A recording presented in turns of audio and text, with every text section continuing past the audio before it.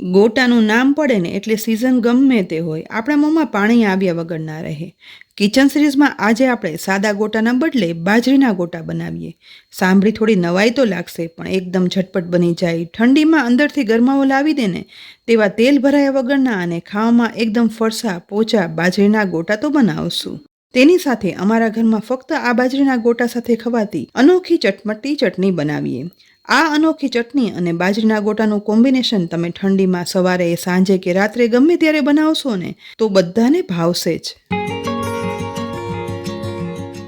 આજે બધી વસ્તુનું માપ 2 વ્યક્તિને થાય ને તે પ્રમાણે લીધું છે. બનાવવાની શરૂઆત ખાંડણીમાં 12 થી 15 કળી ફોલેલું લસણ ઉમેરશું. લીલું લસણ તો આપણે પછી ઉમેરવાના જ છીએ પણ અહીં વધારે પ્રમાણમાં ઉમેરાતું સૂકા લસણની હાર્ડ ફ્લેવરની બાજરીના આ ગોટામાં એક ખાસ મહત્વ છે. તેની સાથે 2 તીખા લીલા મરચાંના ટુકડા ઉમેરી દઈશું. આ બંનેને હવે ખાંડણીમાં વાટી લેવાના છે.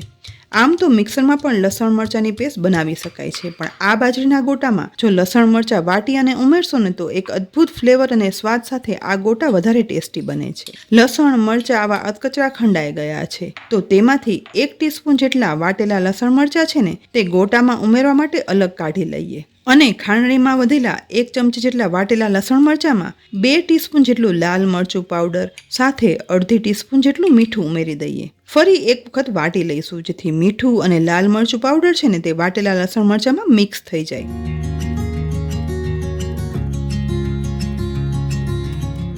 થોડું એવું વાટતા લસણ મરચાં અને મસાલાની લચકા જેવી અનોખી ચટણી બની ગઈ છે. તો ખાંડણીમાંથી તૈયાર કરેલી આ ચટણીને એક બાઉલમાં કાઢી લઈએ.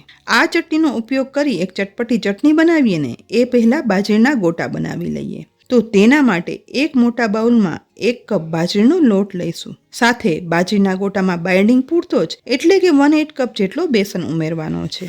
અત્યારે લીલી મેથી અને લીલું લસણ ખૂબ સરસ મળે છે તો 1 કપ જેટલી સમારેલી લીલી મેથીની ભાજી અને અડધો કપ ઝીણું સમારેલું લીલું લસણ છે ને તે પણ ઉમેરી દઈએ. સાથે વાટેલા સૂકા લસણ, લીલા મરચાંની પેસ્ટ અને અડધો ઇંચ આદુના ટુકડા પણ ઉમેરી દઈશું. તેની સાથે 1 ટીસ્પૂન ધાણાના કુરિયા ઉમેરશું. ધાણાના કુરિયા ના હોય ને તો અધકચરા વાટેલા સૂકા ધાણા પણ ઉમેરી શકાય છે. સાથે મસાલામાં અડધી ટીસ્પૂન લાલ મરચું પાવડર, 1/4 ટીસ્પૂન હળદર પાવડર, 3/4 ટીસ્પૂન મીઠું, 1/8 ટીસ્પૂન બેકિંગ સોડા ઉમેરશું. તેની સાથે અડધા લીંબુનો રસ પણ નીચોવી લઈશું. ગોટામાં લીંબુનો રસ ઉમેરવાથી બેકિંગ સોડા તો તે એક્ટિવેટ કરશે જ પણ તેની સાથે ગોટા પણ એકદમ સોફ્ટની સાથે કલરમાં ઉજળા બનશે અને અંદર તેલ તો બિલકુલ નહીં ભરાય. છેલ્લે 1 ટીસ્પૂન તેલ ઉમેરી બધું એકદમ સરસ રીતે મિક્સ કરવાનું છે.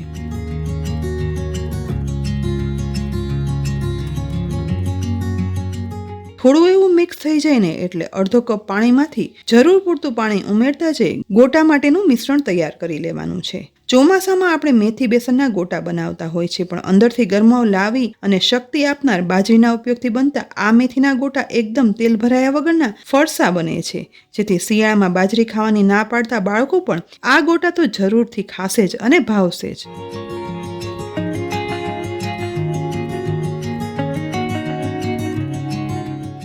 બસ હાથથી ગોટા પાડી શકાય તેવું સોફ્ટનેસ વાળું બાજરીના લોટનું બેટર બની અને તૈયાર થઈ જાય ને એટલે માત્ર 5 મિનિટ માટે જ આ બેટરને સાઈડમાં રાખી દઈએ અને બાજરીના ગોટા સાથે ખવાતી એક ખાસ પ્રકારની ચટણી બનાવી લઈએ.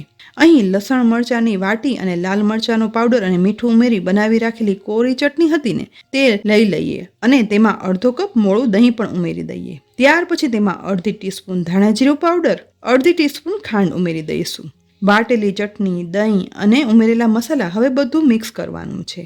બાજરાની કોઈ પણ વાનગી દહીં સાથે ખાવાની તો મજા જ આવે છે. એ જ રીતે દહીં લસણવાળી આ લસણની ચટણી સાથે બાજરીના ગોટા અમારા ઘરમાં ખવાય છે માટે મેં એ જ ચટણી બતાવી છે.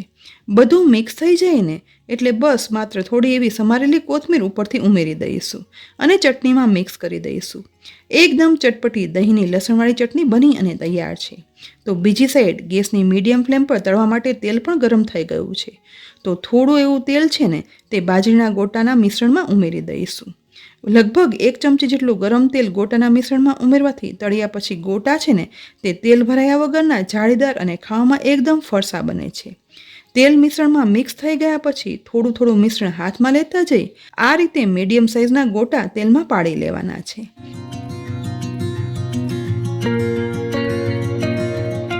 કઢાઈમાં સમાય તેટલા ગોટા પાડી લીધા પછી તેલમાં સહેજ જ વાર તળાતા તુરંત જ બધા ગોટા તેલમાં ઉપર આવી જશે. એટલે હવે ગોટાની સાઈડ ચેન્જ કરતી જવાની છે અને અંદર સુધી તળાઈ જાય ને ત્યાં સુધી જ આ રીતે સહેજ સહેજ ચલાવતા રહી અને તળવાના છે.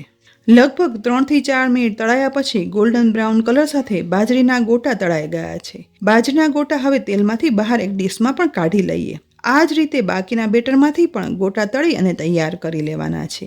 શિયાળામાં સવારે, સાંજે, નાસ્તામાં કે પછી જમવામાં દહીંની લસણવાળી સ્વાદિષ્ટ ખાટી મીઠી તીખી ચટણી અને ગરમા ગરમ બાજરીના ગોટા બનાવી અને પીરસશો ને તો બધાને બહુ જ ભાવશે અને વારંવાર બનાવવાનું કહેશે. ફ્રેન્ડ, શિયાળાની સાંજે બાજરીના ગોટા જરૂરથી બનાવજો. ઘરમાં બધાને ભાવશે જ. કોમેન્ટ બોક્સમાં પછી લખીને કહેજો કે ઘરમાં બધાને આ ગોટા ભાવ્યા કે નહીં. સાથે જ આ બાજરીના ગોટા અને ચટપટી ચટણીની રેસીપી કેવી લાગી? રેસીપી ગમી હોય ને તો લાઇક કરી અને શેર કરજો. સાથે જ અમારી યુટ્યુબ ચેનલ સબસ્ક્રાઇબ કરી અમારા ફેસબુક પેજને લાઇક કરી અને ફોલો કરજો. ફરી મળશું ઉપયોગી રેસીપી સાથે. ત્યાં સુધી આવજો.